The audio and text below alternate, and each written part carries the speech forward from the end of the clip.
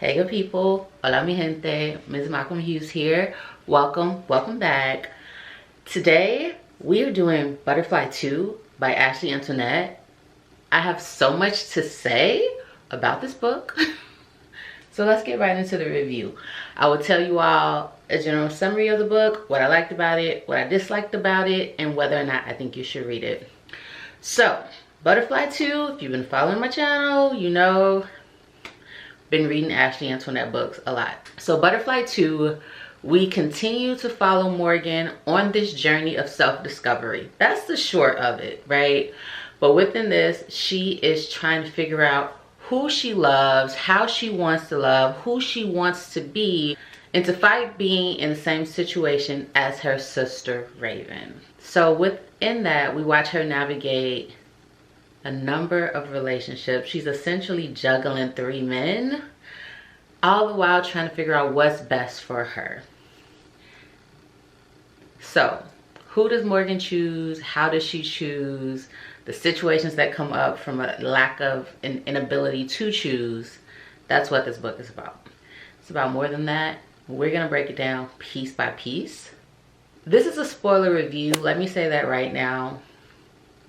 If you haven't read the book and you want to read the book, stop the video, go read the book. I'm ruining it because I have thoughts and I have feelings. So the book opens up with Ethic and Messiah out fishing, reestablishing their relationship, right? As you all know, Ethic has essentially raised Messiah. He took him under his wing, the only person he's ever really groomed as his protege. And we found out in the Ethic series that Messiah was really here to kill Ethic. It was all a setup and a play. So it's been quite the struggle, quite the journey to get to this point and to this place. We're watching them reestablish their relationship. It is beautiful, but I do have an issue with it. And my issue with it is I arguably feel as if Ethic is unjustifiably on Messiah's side. I feel like he should be on Morgan's side more, and he is, but you can't have loyalties to both people. And I know it's tricky and the dynamic is not black and white, but Ethic was pissing me off a little bit. But I understand the connection that he has with Messiah, and they are helping each other heal, so it is beautiful to see. All right, so here's the gushy. Morgan and Ahmeek continue to build their connection, their bond. I love Ahmeek for Morgan. I think Ahmeek is probably the best male character that she's ever written. She may not feel that way. She probably feels strongly connected to Ethic. I don't know. But Ahmeek is the most well-rounded male character that Ashley Antoinette has written that I've read to date.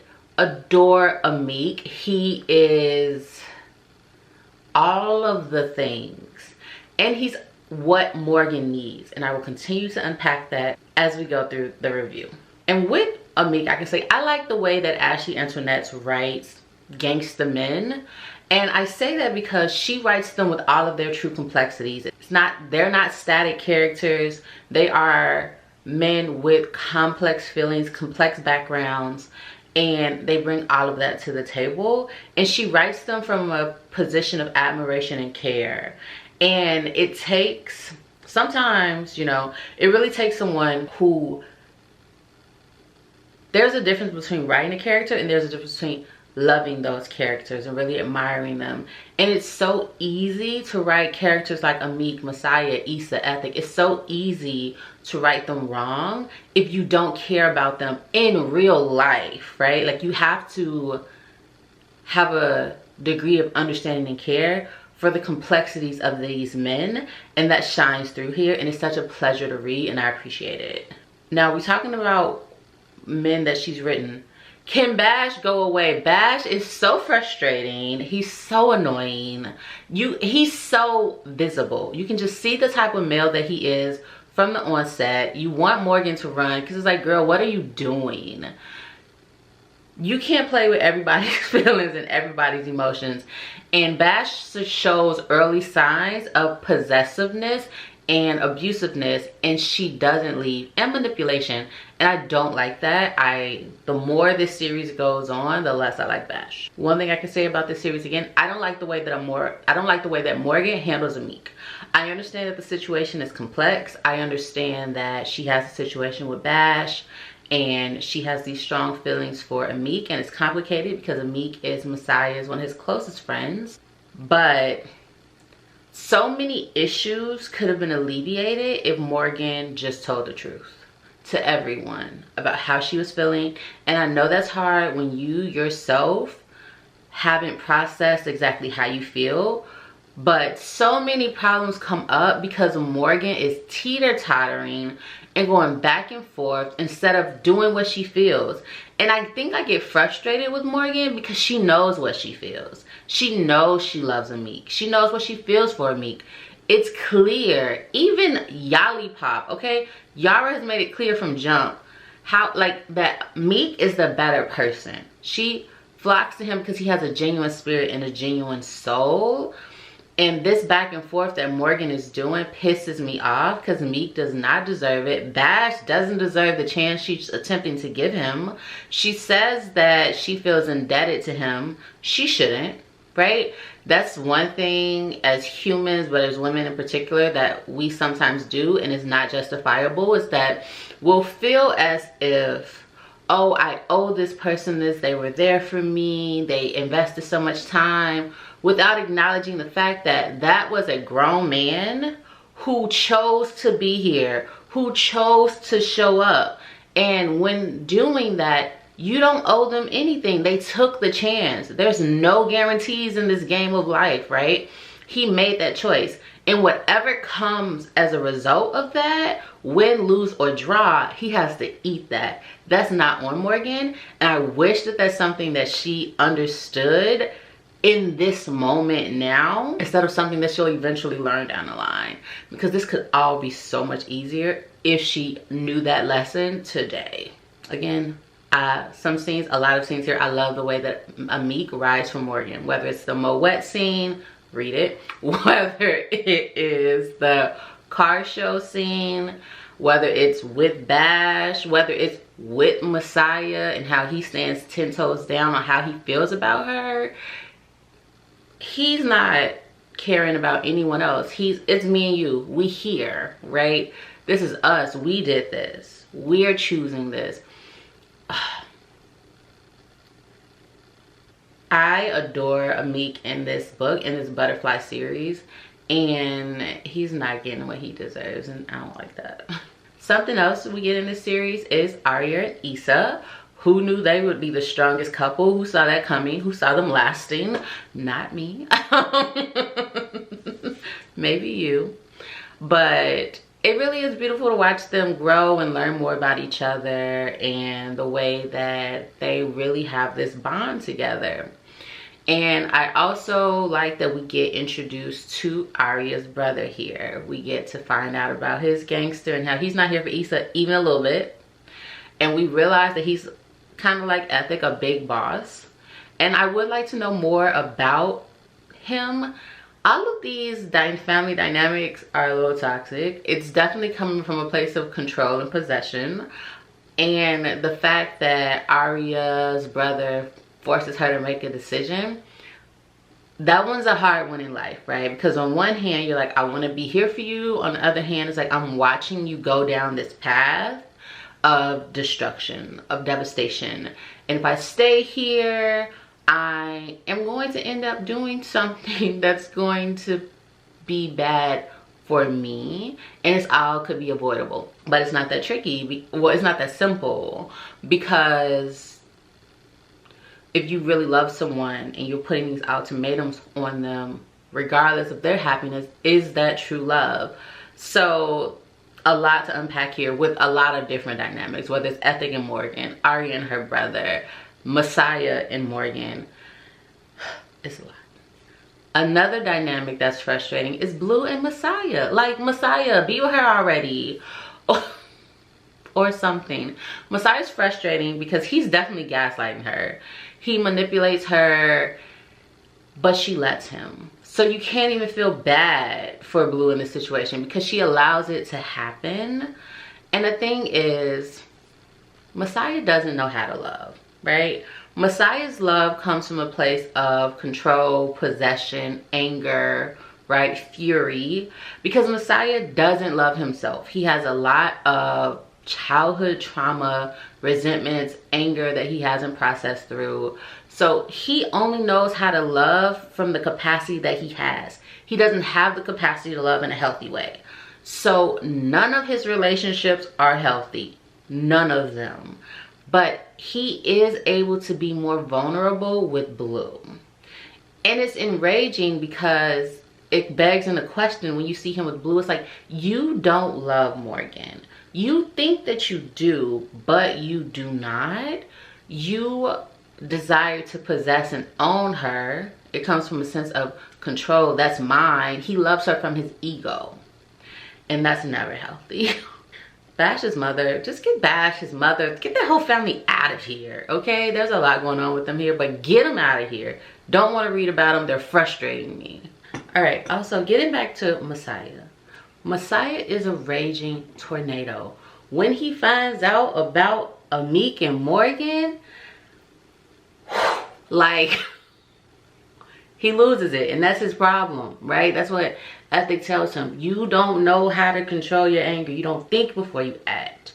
And he goes bonkers. Him and Ahmeek get into a brawl. One thing leads to another. Morgan tries to break it up. Messiah's not thinking. Morgan goes flying. He hit her so heart broke. She loses her hearing again.